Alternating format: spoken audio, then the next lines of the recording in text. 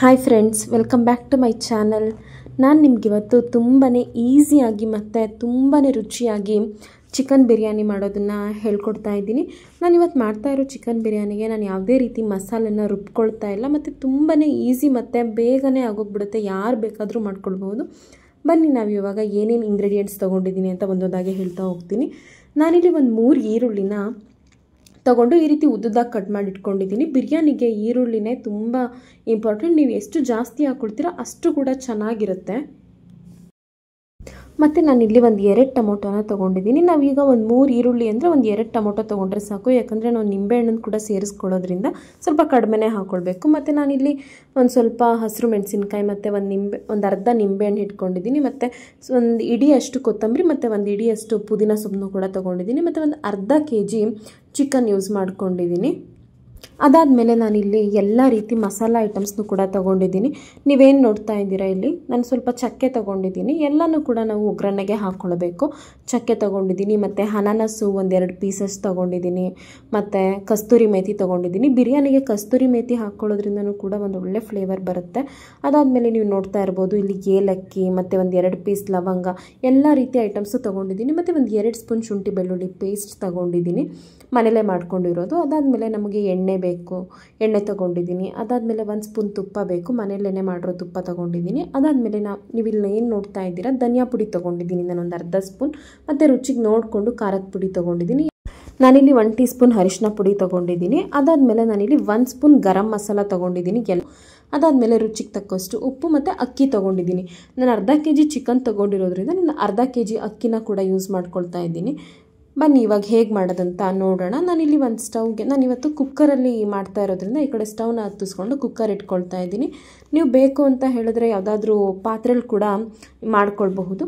ಅದಾದಮೇಲೆ ನಿಮಗೆ ಎಷ್ಟು ಬೇಕು ನೋಡಿಕೊಂಡು ಎಣ್ಣೆ ಹಾಕ್ಕೊಳ್ಳಿ. ಬಟ್ ಬಿರಿಯಾನಿಗೆ ಒಂದು ಸ್ವಲ್ಪನಾದರೂ ಎಣ್ಣೆ ಜಾಸ್ತಿ ಇದ್ರೇ ಬಿರಿಯಾನಿ ಚೆನ್ನಾಗಿರುತ್ತೆ. ನೋಡ್ಕೊಂಡು ಹಾಕ್ಕೊಳ್ಳಿ. ಮತ್ತು 1 ಸ್ಪೂನ್ ತುಪ್ಪ ಹಾಕ್ಕೊಳ್ಳಿ.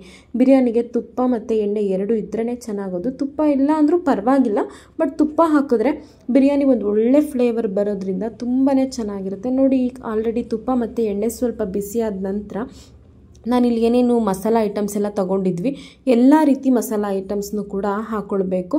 ಮತ್ತು ಸೋಂಪು ಕಾಳು ಏನು ಬರುತ್ತೆ ಅದನ್ನು ಕೂಡ ಯೂಸ್ ಮಾಡಿಕೊಂಡ್ರು ಬಿರಿಯಾನಿಗೆ ಒಂದು ಒಳ್ಳೆ ಫ್ಲೇವರ್ ಬರುತ್ತೆ ಮತ್ತು ಡೈಜೆಸ್ಟ್ ಆಗುತ್ತೆ ಅನ್ನೋದು ರೀಸನ್ನಿಗೆ ನಾವು ಅದನ್ನು ಹಾಕ್ಕೊಳ್ಬಹುದು. ನೋಡಿ ನಾನು ಎಲ್ಲ ರೀತಿ ಮಸಾಲ ಐಟಮ್ಸ್ನು ಕೂಡ ಹಾಕ್ಕೊಂಡು 1 ನಿಮಿಷ ಈ ರೀತಿ ನೀಟಾಗಿ ಎಣ್ಣೆಲೆಣ್ಣೆ ನೀಟಾಗಿ ಫ್ರೈ ಆಗಬೇಕು. ನಾವು ಈ ರೀತಿ ಫ್ರೈ ಮಾಡ್ಕೊಳ್ಳೋದ್ರಿಂದ ಅದರಲ್ಲಿ ಎಲ್ಲದರಲ್ಲೂ ಈ ಚಕ್ಕೆ ಅನಾನಸು ಎಲ್ಲ ಏನಿದೆ ಅದರಲ್ಲಿರೋ ಫ್ಲೇವರ್ ಎಲ್ಲ ಸ್ವಲ್ಪ ಎಣ್ಣೆಗೆ ಬಿಡೋದ್ರಿಂದ ಬಿರಿಯಾನಿ ಒಂದು ಒಳ್ಳೆ ರುಚಿ ಅಂತ ಹೇಳ್ಬೋದು. ಅದೆಲ್ಲ ಸ್ವಲ್ಪ ನಿಮಿಷ ಫ್ರೈ ಆದ ತಕ್ಷಣ ನಾವು ಏನು ಈರುಳ್ಳಿ ಎಲ್ಲ ಕಟ್ ಮಾಡಿ ಇಟ್ಕೊಂಡಿರ್ತೀವಿ ಈರುಳ್ಳಿನ ಹಾಕ್ಕೊಳ್ಬೇಕು. ಈರುಳ್ಳಿನ ತುಂಬಾ ಚೆನ್ನಾಗಿ ಫ್ರೈ ಮಾಡ್ಕೊಳ್ಬೇಕು. ಯೂಶ್ವಲಿ ಕೆಲವ್ರಿಗೆ ಏನು ಮಾಡ್ತಾರೆ ಅಂತ ಹೇಳಿದ್ರೆ ಈರುಳ್ಳಿನ ಚೆನ್ನಾಗಿ ಫ್ರೈ ಮಾಡ್ಕೊಳ್ಳೋದೇ ಇಲ್ಲ, ಆವಾಗಲೇ ಬಿರಿಯಾನಿ ಒಂದು ಒಳ್ಳೆ ಫ್ಲೇವರ್ ಬರೋದಿಲ್ಲ. ನಾವು ಎಷ್ಟು ಈರುಳ್ಳಿನ ಚೆನ್ನಾಗಿ ಫ್ರೈ ಮಾಡ್ಕೊಳ್ತೀವಿ ಅಷ್ಟು ಕೂಡ ಬಿರಿಯಾನಿ ಚೆನ್ನಾಗಿರುತ್ತೆ. ನಿಜವಾಗ್ಲೂ ಹೇಳ್ತಾ ಇದ್ದೀನಿ, ಇದೇ ಮೇಯ್ನ್ ಸ್ಟೆಪ್ಪು ಬಿರಿಯಾನಿ ಚೆನ್ನಾಗಿ ಬೇಕು ಅಂತ ಹೇಳಿದ್ರೆ. ಅದು ಫ್ರೈ ಆಗೋ ಟೈಮಲ್ಲೇ ನಾವು ಹಸಿರು ಮೆಣಸಿನ್ಕಾಯಿನ ಈ ಟೈಮಲ್ಲೇ ನಾವು ಸೇರಿಸ್ಕೊಂಡ್ಬಿಡೋಣ. ನಾನಿಲ್ಲಿ ಒಂದು 3 ರಿಂದ 4 ಹಸಿರು ಮೆಣಸಿನ್ಕಾಯಿ ತೊಗೊಂಡಿದ್ದೀನಿ. ಬೇಕು ಅಂದರೆ ನೀವು ಸ್ಕಿಪ್ ಕೂಡ ಮಾಡ್ಕೊಡ್ಬಹುದು. ನಾನು ಖಾರ ಪುಡಿನೂ ಸ್ವಲ್ಪ ಯೂಸ್ ಮಾಡ್ಕೊಳ್ತಾ ಇದ್ದೀನಿ. ಹಸಿರು ಮೆಣಸಿನ್ಕಾಯಿ ಅಷ್ಟೊಂದು ಖಾರ ಇಲ್ಲ. ಇಲ್ಲಿ ಟೈಮ್ ಹಿಡಿಯೋದು ಅಂತ ಹೇಳಿದ್ರೇ ಈರುಳ್ಳಿ ಫ್ರೈ ಮಾಡೋದಕ್ಕೆ ನಿಮಗೆ ಸ್ವಲ್ಪ ಲೆಂತಿ ಪ್ರೋಸೆಸ್ ಅಂತ ಅನ್ನಿಸ್ಬಹುದು. ಬಟ್ ಈ ರೀತಿ ಒಂದ್ಸತಿ ಟ್ರೈ ಮಾಡಿ ನೋಡಿ, ತುಂಬಾ ಚೆನ್ನಾಗಾಗುತ್ತೆ ಬಿರಿಯಾನಿ. ಅರ್ಧ kg ಚಿಕನ್ನ ಯೂಸ್ ಮಾಡ್ಕೊಂಡು ಬಿರಿಯಾನಿ ಮಾಡ್ತಾ ಇರೋದ್ರಿಂದ ನಾನು 3 ದಪ್ಪ ಸೈಜ್ದೇ ಹಾಕ್ಕೊಂಡಿದ್ದೀನಿ. ಇವಾಗ ಇವೇನು ನೋಡ್ತಾ ಇದ್ದೀರಾ ನೋಡಿ, ಇವಾಗ ಆಲ್ರೆಡಿ ಸ್ವಲ್ಪ ಕಲರ್ ಚೇಂಜ್ ಆಗ್ತಾ ಇದೆ ಅಂತ ಅನಿಸ್ತಿದೆ. ಈ ಟೈಮಲ್ಲಿ ನಾನು ಏನು ಶುಂಠಿ ಬೆಳ್ಳುಳ್ಳಿ ಪೇಸ್ಟ್ ತಗೊಂಡಿದ್ದೆ 1 ಸ್ಪೂನ್ ಅಥವಾ 2 ಸ್ಪೂನ್ ಶುಂಠಿ ಬೆಳ್ಳುಳ್ಳಿ ಪೇಸ್ಟ್ನು ಕೂಡ ನೀವು ಯೂಸ್ ಮಾಡ್ಕೊಳ್ಬಹುದು. ನೀವು ಏನು ಇದೇ ರೀತಿ ಕ್ವಾಂಟಿಟಿಯಲ್ಲಿ ಡಬಲ್ ಕ್ವಾಂಟಿಟಿನ ಯೂಸ್ ಮಾಡಿಕೊಂಡು ನಿಮಗೆ ಎಷ್ಟು ಬೇಕು ಬಿರಿಯಾನಿ ಅಷ್ಟನ್ನು ಮಾಡ್ಕೊಳ್ಬಹುದು. ಬಟ್ ತುಂಬಾ ಈಸಿ. ಬಟ್ ನಮಗೆ ಬಿರಿಯಾನಿ ಮಾಡುವಾಗ ಟೈಮ್ ಹಿಡಿಯೋದೇ ನಮಗಿಲ್ಲಿ ಈರುಳ್ಳಿ ಫ್ರೈ ಮಾಡ್ಕೊಳ್ಳೋದಕ್ಕೆ. ಇದು ಒಂದು ಚೆನ್ನಾಗಿ ಫ್ರೈ ಆಗಿಬಿಟ್ರೆ ನಮಗೆ ಬಿರಿಯಾನಿ ತುಂಬಾ ಈಸಿಯಾಗಿ ಬೇಗನೆ ಆಗೋಗ್ಬಿಡುತ್ತೆ. ಈರುಳ್ಳಿ ಫ್ರೈ ಮಾಡೋ ಸ್ಟೆಪ್ಪಲ್ಲೇ ನಮಗೆ ಆಲ್ಮೋಸ್ಟ್ ಒಂದು 5 to 10 ಮಿನಿಟ್ಸ್ ತನಕ ಹಿಡಿದ್ಬಿಡುತ್ತೆ. ಮೀಡಿಯಮ್ ಫ್ಲೇಮಲ್ಲೇ ನಾವು ನೀಟಾಗಿ ಫ್ರೈ ಮಾಡ್ಕೊಳ್ಬೇಕು. ಹೈ ಫ್ಲೇಮ್ ಇಟ್ಕೊಳಕ್ಕೆ ಹೋಗ್ಬಾರ್ದು, ಈರುಳ್ಳಿ ಸೀದೋಗ್ಬಿಡುತ್ತೆ. ಈ ರೀತಿ ನೋಡ್ತಾ ಇದ್ದೀರಲ್ವ, ತಳ ಹಿಡಿತಾ ಇದೆ. ಯಾಕಂದರೆ ನಾನು ಶುಂಠಿ ಬೆಳ್ಳುಳ್ಳಿ ಪೇಸ್ಟ್ ಸೇರಿಸ್ಕೊಂಡಿರೋದು ತಳ ಹಿಡಿತಾ ಇದೆ.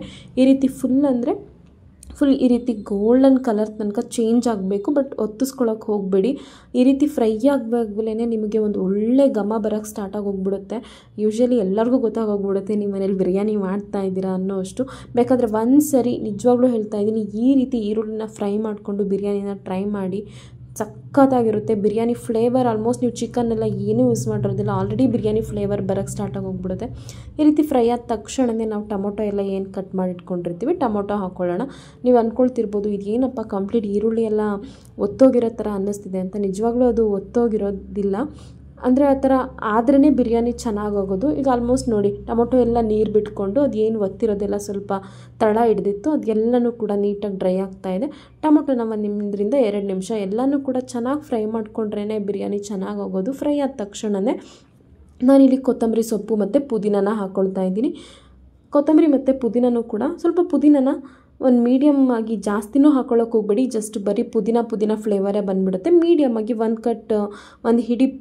ಒಂದು ಹಿಡಿ ಪುದೀನ ಅಂತ ಹೇಳಿದ್ರೆ ಒಂದು ಹಿಡಿ ಕೊತ್ತಂಬರಿ ಸೊಪ್ಪನ್ನು ಹಾಕ್ಕೊಂಡು 1 ನಿಮಿಷ ಚೆನ್ನಾಗಿ ಫ್ರೈ ಮಾಡ್ಕೊಳ್ಳಿ.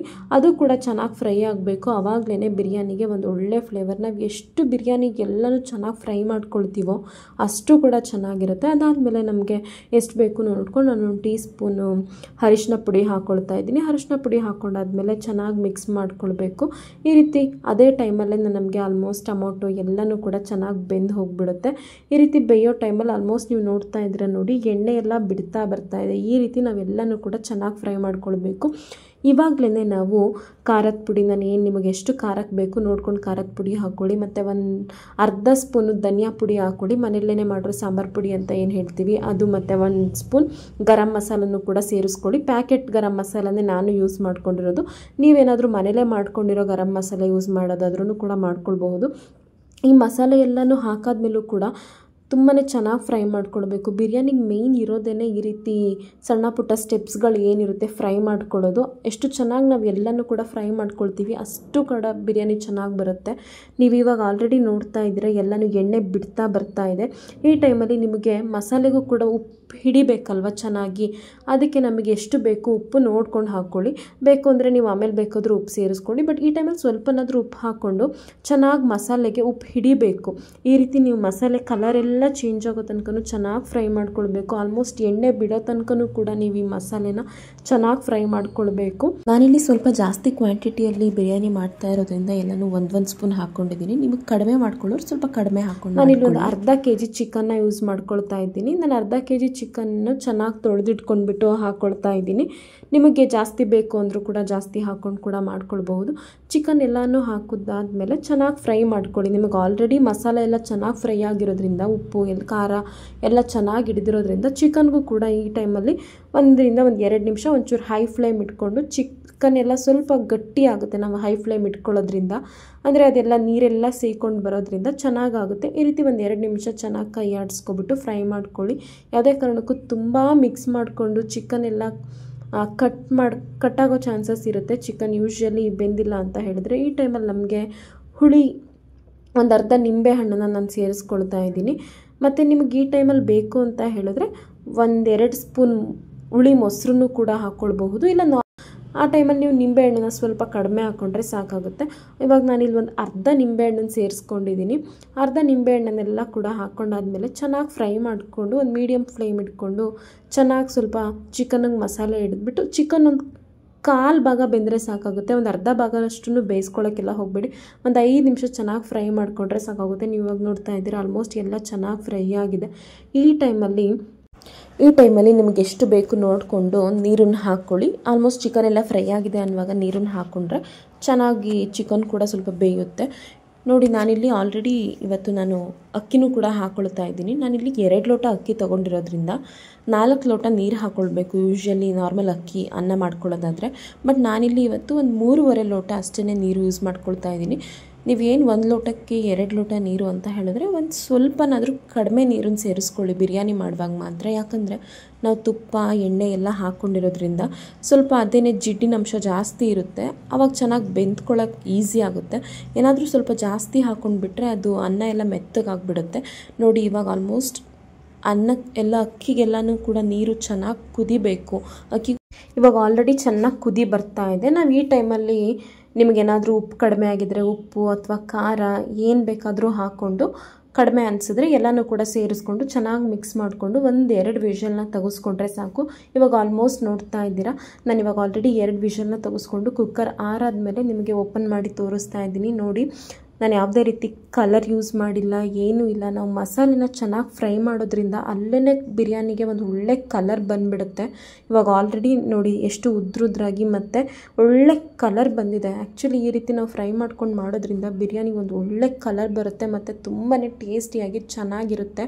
ನಿಜವಾಗ್ಲೂ ಹೇಳ್ತಾ ಇದ್ದೀನಿ, ಬಿರಿಯಾನಿ ತುಂಬಾ ಚೆನ್ನಾಗಿ ಬಂದಿತ್ತು. ನೀವು ಇದೇ ರೀತಿ ಎಲ್ಲರೂ ಕೂಡ ಮನೇಲಿ ಒಂದು ಸತಿನಾದರೂ ಟ್ರೈ ಮಾಡಿ ನೋಡಿ. ನಿಮ್ಗೆ ಈ ರೆಸಿಪಿ ಏನಾದರೂ ಇಷ್ಟ ಆಗಿದ್ರೆ ಪ್ಲೀಸ್ ಶೇರ್ ಮತ್ತು ಸಬ್ಸ್ಕ್ರೈಬ್ ಮಾಡ್ಕೊಳ್ಳಿ. ಹಾಗೆಯೇ ಇನ್ನೊಂದು ಏನಪ್ಪ ಅಂತ ಹೇಳಿದರೆ, ಯಾವುದೇ ಅಡುಗೆ ಆಗಿರಲಿ ನಾವು ಒಂದು ಸ್ವಲ್ಪ ಪೇಷನ್ಸಿಂದ ಟೈಮ್ ಕೊಟ್ಟು ಮಾಡಿದ್ರೆ ನಿಜವಾಗ್ಲೂ ತುಂಬಾ ಚೆನ್ನಾಗಿ ಬರುತ್ತೆ.